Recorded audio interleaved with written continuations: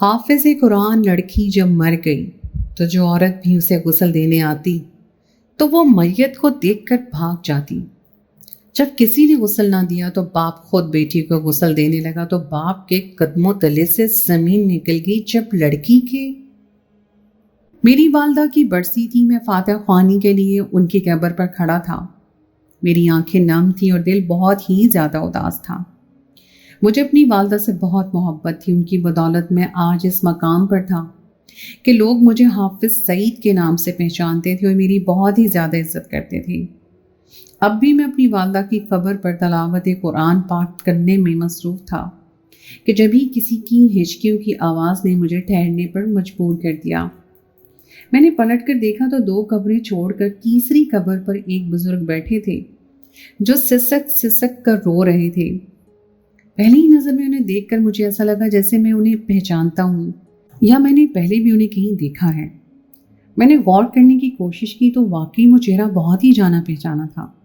میں نے تلاوت دوبارہ شروع کی اور جب میری تلاوت اور دعا ختم ہوئی تو میں اٹھ کر بزرگ کے پاس پہنچ گیا۔ وہ اب بھی اپنی جگہ مٹی میں بیٹھے رو رہے تھے۔ میں نے کاندھے پر ہاتھ رکھا تو وہ پلٹ کر مجھے دیکھنے لگے۔ یکدم ہی ان کی آنکھوں میں شناسائی کی رمق ابھری تھی اور پھر بڑی مشکل سے انہوں نے میرا نام لے کر مجھے پکارا تھا۔ جیسے ہی انہوں نے میرا نام لیا تو مجھے بھی یاد آ گیا کہ وہ انکل رحمان تھے۔ میں ان کی ایسی حالت دیکھ کے حیران رہ گیا۔ اتنے زیادہ بوڑھے تو نہیں تھے جتنے اس وقت نظر آ رہے تھے۔ میں نے انہیں تسلی دی اور پھر ان کی خیریت دریافت کرتے ہوئے پوچھا کہ یہ کس کی قبر ہے؟ مجھے اچھی طرح معلوم تھا کہ انکل رحمان کی بیوی کا بہت پہلے انتقال ہو چکا ہے، اس لیے مجھے سمجھ ہی نہیں آیا کہ وہ کس کی قبر پر بیٹھے دکھ منا رہے ہیں۔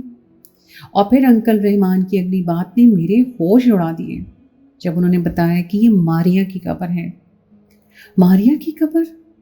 یہ لفظ سن کر میں ہکا پکا رہ گیا۔ میں انہیں ماریا کے حوالے سے ہی تو جانتا تھا، لیکن ماریا تو مجھ سے بھی کم عمر لڑکی تھی، پھر اس کا انتقال کیسے ہو گیا؟ ماریا تقریباً 18 یا 19 سال کی لڑکی ہوگی، مگر وہ کہتے ہیں نا کہ جب جس کی موت جہاں لکھی ہو آ کر ہی رہتی ہے۔ ماریا بھی شاید بھری جوانی میں ہی موت کی آغوش میں چلی گئی تھی۔ اب مجھے انکل رحمان کی اس طرح رونے کی وجہ سمجھ آ رہی تھی۔ جوان بیٹی کی موت نے انہیں دل برداشتہ کر دیا تھا۔ میں نے انہیں سہارا دے کر کھڑا کیا تو وہ میرا ہاتھ پکڑ کے قبرستان کے اونچے نیچے راستوں کو پار کرنے لگے۔ میں نے انکل رحمان سے پوچھا کہ ماریا کا انتقال کیسے ہوا؟ ماریا کی موت کی خبر نے مجھے بہت دکھی کر دیا تھا۔ کون سوچ سکتا تھا کہ ایک ہنستی کھیلتی لڑکی اس طرح زندگی ہار سکتی ہے؟ ماریا کے اندر تو زندگی کوٹ کوٹ کر بھری ہوئی تھی۔ وہ بہت ہی شرارتی اور شوق و چنچل ہوا کرتی تھی۔ انکل رحمان ایک گہری سانس بھر کر رہ گئی، پھر کہنے لگے کہ فرصت سے گھر آنا، بیٹھ کر باتیں کریں گے، پھر تمہیں سب کچھ بتاؤں گا۔ مجھے کچھ ایسا ہے جو میں نے دنیا سے چھپا کے رکھا ہے۔ ماریا کی موت اور تدفین کے پیچھے بھی ایک راز ہے جو میں کبھی کسی کو نہیں بتا سکا، لیکن اب یہ بوجھ مجھے اندر ہی اندر مارتا ہے اور دل چاہتا ہے کہ اپنا دکھ کسی کے آگے بیان کروں۔ اب تو میں بالکل تنہا ہو گیا ہوں۔ تم تو جانتے ہو ماریا میری اکلوتی بیٹی تھی، وہ اس طرح مجھے چھوڑ کر گئی ہے کہ میرا گھر ویران ہو گیا ہے۔ میں سارا وقت اکیلے رہتا ہوں، میرے گھر میں بالکل بھی دل نہیں لگتا۔ تم آؤ گے تو ماضی کی باتیں دہرائیں گے۔ میں نے ان سے وعدہ کر لیا کہ میں جلد ہی ان کے گھر تشریف لاؤں گا۔ البتہ میرے ذہن میں بہت سے خیالات پیدا ہونے لگے تھے کہ ماریا کی موت کے پیچھے ایسا کون سا راز ہوگا جس نے وقت سے پہلے ہی انکل رحمان کو اس قدر نڈھال اور بوڑھا کر دیا ہے۔ انہیں ان کی گاڑی میں بٹھا کر میں خود اپنے گھر کی طرف روانہ ہو گیا۔ 2-4 دن بہت مصروفیت کے گزرے اور پھر میں فارغ ہوا تو مجھے خود بخود انکل رحمان اور ماریا کا خیال آ گیا۔ دراصل میں نے اور ماریا نے قرآن پاک کی پڑھائی ایک ہی مدرسے سے شروع کی تھی۔ ہمارے محلے میں کم عمری میں لڑکے اور لڑکیوں کا مدرسہ ایک ہی تھا اور پھر بالغ ہونے کے بعد بیٹھنے کی جگہ الگ ہو جایا کرتی تھی۔ اسی لیے ابتدا میں ہم دونوں بہت اچھے دوست تھے اور پھر ہم دونوں ہی الگ الگ ہو گئے، مگر ہم دونوں نے ایک ہی مدرسے سے حفظ کیا تھا۔ لڑکیوں کے بیٹھنے کی جگہ نیچے تھی اور لڑکے اوپر والی منزل پر جایا کرتے تھے۔ ہماری محلے داری بھی تھی، اس لیے اکثر ماریا ہمارے گھر بھی آ جایا کرتی تھی۔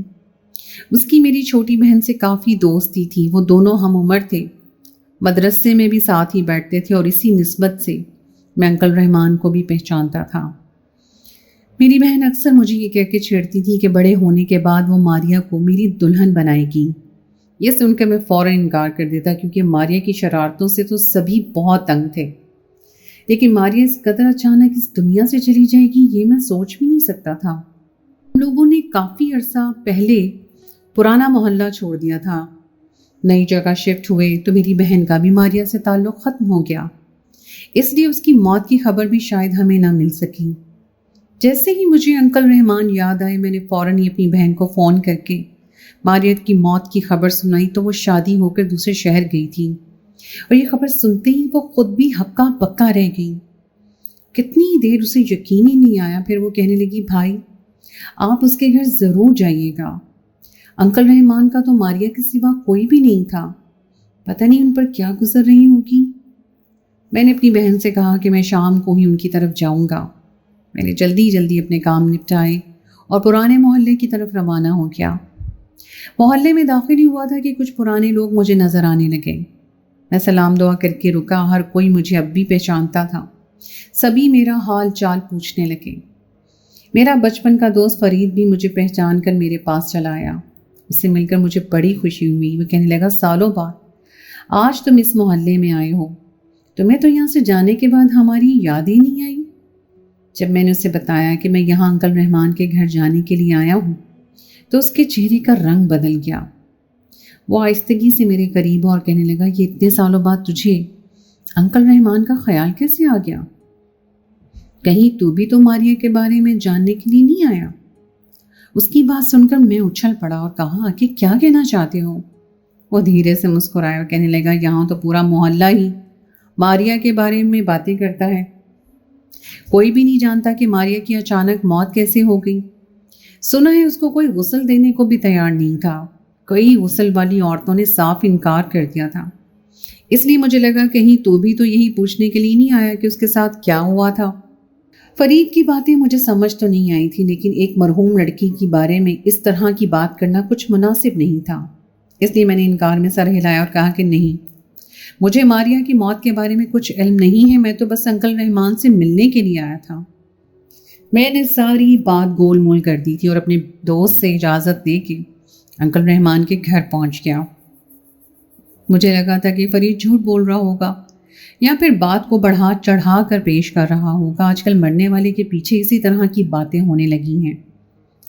بھلا کوئی بھی غسل دینے والی کو میت کو غسل دینے سے انکار کیوں کر سکتی ہے؟ مجھے دروازے پہ دیکھ کے انکل رحمان بہت خوش ہوئے، ان کے اداس چہرے پہ رونق آ گئی۔ وہ مجھے لے کر اندر آئے، کچھ دیر حال احوال پوچھنے کے بعد وہ خود ہی ماریا کے بارے میں بتانے لگی اور میں ان کی باتیں سن کے دنگ رہ گیا۔ انکل رحمان نے بتایا کہ ماریا نے اپنے حفظ بہت اچھی طرح مکمل کر لیا تھا اور پھر وہ گھر جا کر لڑکیوں کو قرآن پاک کی تعلیم دینے لگی۔ گھر کے حالات کی وجہ سے ہی اس نے دوسروں کے گھر جا کر لڑکیوں کو تعلیم دینی شروع کی تھی، لیکن پھر اچانک ہی جانے کیا ہوا کہ وہ بہت زیادہ خاموش ہو گئی۔ اس نے ہنسنا بولنا چھوڑ دیا، بس گھر کے کاموں میں مصروف رہتی یا پھر لڑکیوں کو پڑھانے کے لیے جاتی۔ اس کے ہوتے ہوئے بھی گھر میں سناٹا رہنے لگا اور اس بات کو میں نے بہت دفعہ محسوس کیا۔ کئی دفعہ میں نے اسے پوچھا بھی کہ کیا بات ہے، تم بہت خاموش رہتی ہو، کیا کوئی پریشانی ہے؟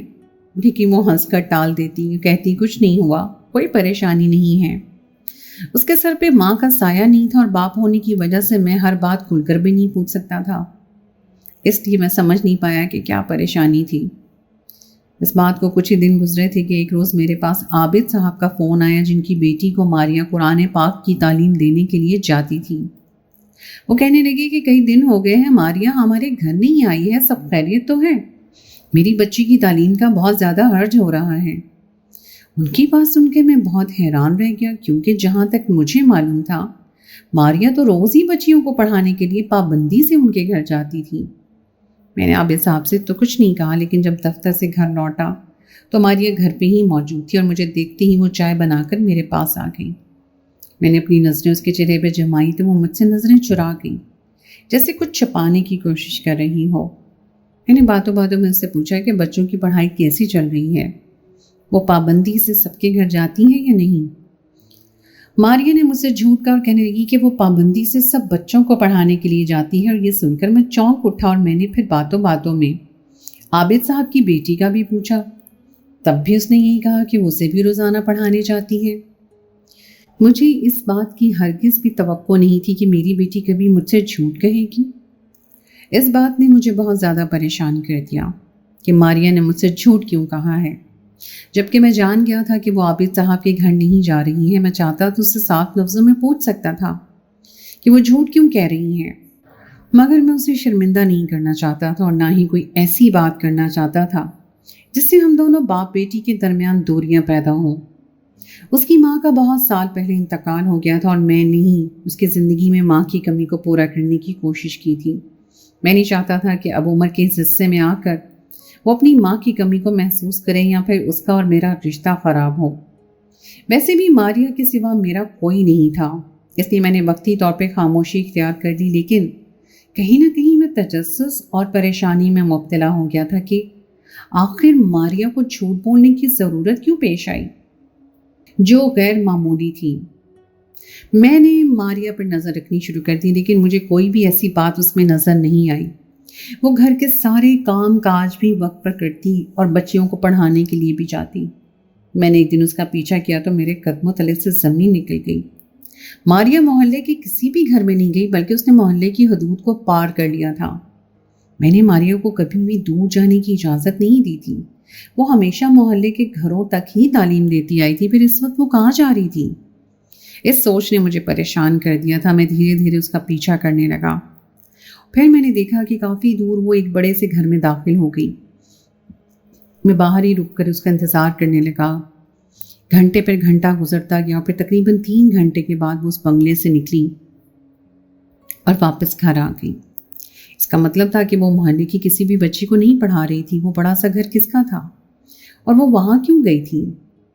میں اس بات سے واقف نہیں تھا۔ میں نے سوچا کہ میں ماریا سے صاف لفظوں میں بات کروں گا اور پوچھوں گا کہ میرے پیٹھ پیچھے آخر وہ کیا کر رہی ہے۔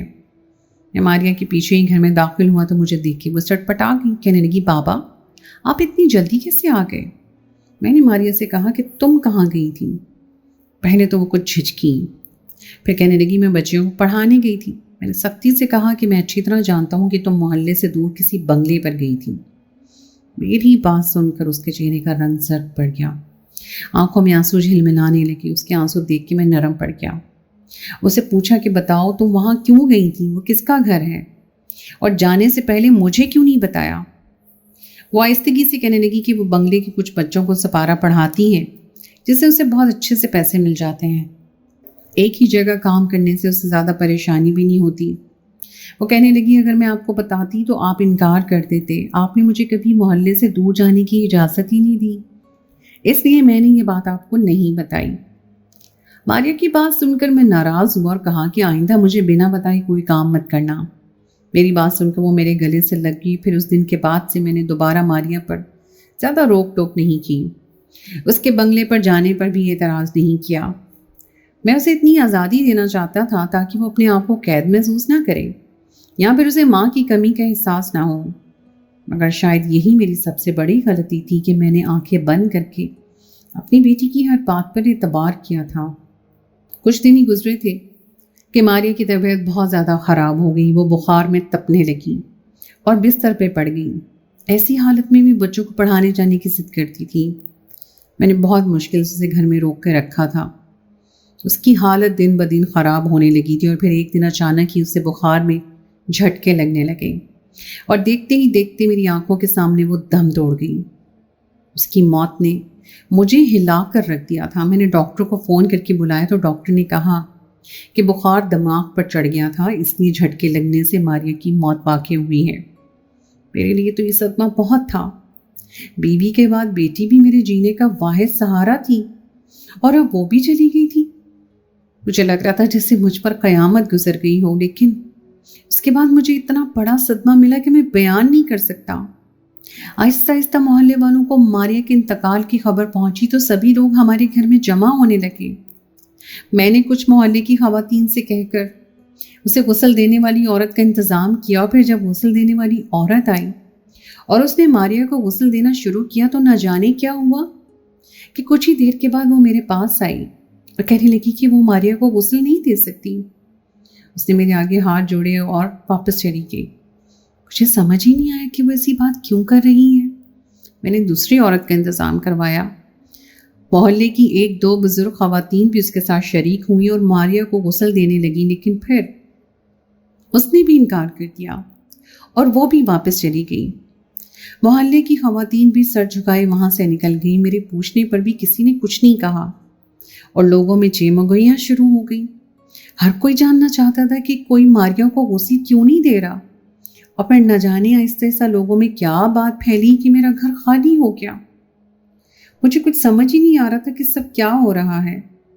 اور پھر جب میں نے دیکھا کہ میری بیٹی کو کوئی غسل نہیں دینا چاہتا تو میں نے خود یہ فیصلہ کیا کہ میں اپنی بیٹی کو غسل بھی خود دوں گا اور اس کی تدفین بھی اکیلے کروں گا۔ میں نے ماریا کو بہت نازوں سے پالا تھا، اس کی زندگی کا یہ آخری سفر بھی اپنے ہاتھوں سے پورا کرنے کو تیار تھا۔ میں نے سب لوگوں کے چلے جانے کے بعد ماریا کو غسل دینے کے لیے اس کے کمرے کا رخ کیا، اور جیسے ہی اس کے تن سے لباس کو جدا کرنا شروع کیا تو میرے رونگٹے کھڑے ہو گئے، کیونکہ ماریا کی گردن کے پاس ایک ایسا خاص نشان تھا جسے دیکھ کر شاید کوئی بھی اسے غسل نہیں دینا چاہتا تھا۔ مجھے اپنی آنکھوں پر یقین ہی نہیں آ رہا تھا۔ میری بیٹی کی گردن پر ایک خاص قسم کا ٹیٹو بنا ہوا تھا جو قادیانیت کی نشانی تھی، لیکن یہ ٹیٹو میری بیٹی کی گردن پر کیسے آیا تھا؟ میری بیٹی تو الحمدللہ مسلمان تھی، وہ حافظ قرآن تھی، پھر وہ قادیانی کیسے ہو سکتی تھی؟ یہ ٹیٹو اس کی گردن پر کیسے آیا تھا؟ مجھے کچھ سمجھ نہیں آ رہا تھا، لیکن مجھے اپنی بیٹی پر، اس کے کردار پر یقین تھا، اس لیے میں نے اسے غسل دینا شروع کیا۔ اور پھر مجھے محسوس ہوا کہ اس کے پورے جسم پر زخموں کے نشانات موجود تھے۔ نہ چاہتے ہوئے بھی میں نے اپنی بیٹی کا وجود اپنی آنکھوں سے دیکھا اور میرے رونگٹے کھڑے ہو گئے۔ واقعی ہی اس کے جسم پر جگہ جگہ بڑے بڑے زخم تھے، جیسے اسے کسی نے تشدد کا نشانہ بنایا ہو۔ یہ سب کچھ کیا، کب، کیسے ہوا، مجھے بالکل بھی اندازہ نہیں تھا۔ میں نے جیسے تیسے اسے غسل دیا اور تنہا ہی اس کی تدفین کا عمل کیا۔ محلے والوں میں بھی نہ جانے کیا بات پھیلی تھی کہ کوئی بھی مرد اس کے جنازے میں شریک نہیں ہوا تھا، اور میرا سب نے بائیکاٹ کر دیا تھا۔ پریشانی کے وقت ہر کوئی میرا ساتھ چھوڑ گیا تھا، کسی نے مجھے میل ملاپ ختم کر دیا، کوئی مجھ سے بات تک گوارا نہیں کرتا، اور میں اس بات سے بالکل بے خبر تھا کہ یہ سب کچھ کیسے ہوا۔ پہلے تو میں یہ سوچ کر خاموش رہا کہ میں کسی بھی بات سے کہیں میری مرحوم بیٹی کی عزت داغدار نہ ہو جائے، لیکن جب مجھے یہ بات برداشت نہ ہوئی تو میں نے اپنے ایک دوست کا سہارا لیا۔ اس کا سالہ پولیس والا تھا۔ میں نے ساری بات اس کی گوش گزار کی تو اس نے اس بڑے سے بنگلے والوں کے خلاف FIR درج کی اور پھر کارروائی شروع ہوئی۔ آہستہ آہستہ سارے راز کھلتے چلے گئے اور پتہ چلا کہ پہلے ان لوگوں نے ماریا کو لالچ دے کر اپنے گھر بلوایا اور اس سے کہا کہ وہ اپنے بچوں کو قرآن پاک کی تعلیم دلوانا چاہتے ہیں۔ ماریا ان کے جھانسے میں آ گئی اور سوچنے لگی کہ اس طرح اس کی میڈیکل کی تعلیم کے لیے پیسے جمع ہو جائیں گے۔ دراصل وہ ڈاکٹر بننا چاہتی تھی، اس لیے وہ خاموشی سے ان کے گھر جا کر بچوں کو تعلیم دینے لگی، لیکن در حقیقت وہ ماریا کی ذہن سازی کر رہے تھے۔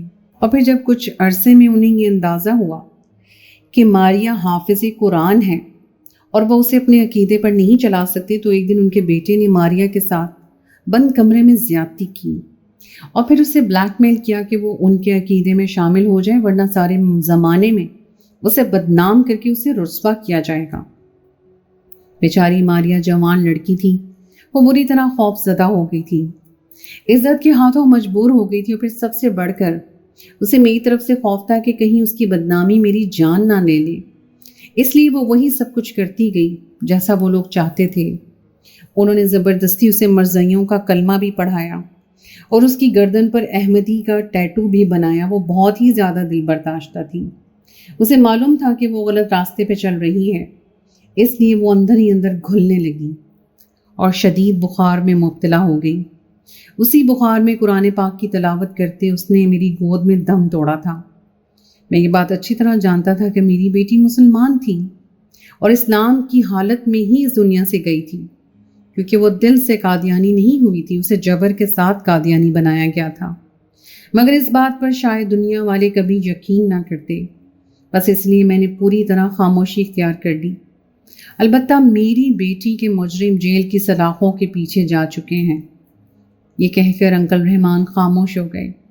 ان کی آنکھوں سے آنسو گر رہے تھے، میں ان کا درد اچھی طرح سمجھ سکتا تھا۔ کچھ کافروں نے بڑی بدبختی کے ساتھ ان کی جوان بیٹی کی زندگی اجاڑ دی تھی۔ اور رہی محلے والوں کی بات، تو انہوں نے بھی انکل رحمان کا جینا مشکل کر دیا تھا۔ سب عجیب عجیب نظروں سے انہیں دیکھتے، کوئی ماریہ کی موت کی وجہ جاننا چاہتا تھا تو کوئی غسل دینے والیوں کی انکار کی وجہ۔ میں نے انکل رحمان کو تسلی دی تھی، کیونکہ اگر ان کا ہر حرف سچا تھا تو میری نظر میں ماریہ ایک شہید تھی۔ انکل رحمان نے اپنے آنسو پونچھے اور کہنے لگے، میں نے اپنا ہر معاملہ اللہ کے سپرد کر دیا ہے۔ میں روز اپنی بیٹی کی قبر پہ جاتا ہوں اور اس کی مغفرت کے لیے دعائیں مانگتا ہوں۔ مجھے یقین ہے کہ اللہ پاک ہماری نیتوں کو دیکھتا ہے، اور میری بیٹی کی نیت بالکل پاک اور صاف تھی۔ میری حافظ قرآن بیٹی تو بچوں کو دین کی تعلیم دینا چاہتی تھی، مگر شاید قسمت میں کچھ اور ہی لکھا تھا۔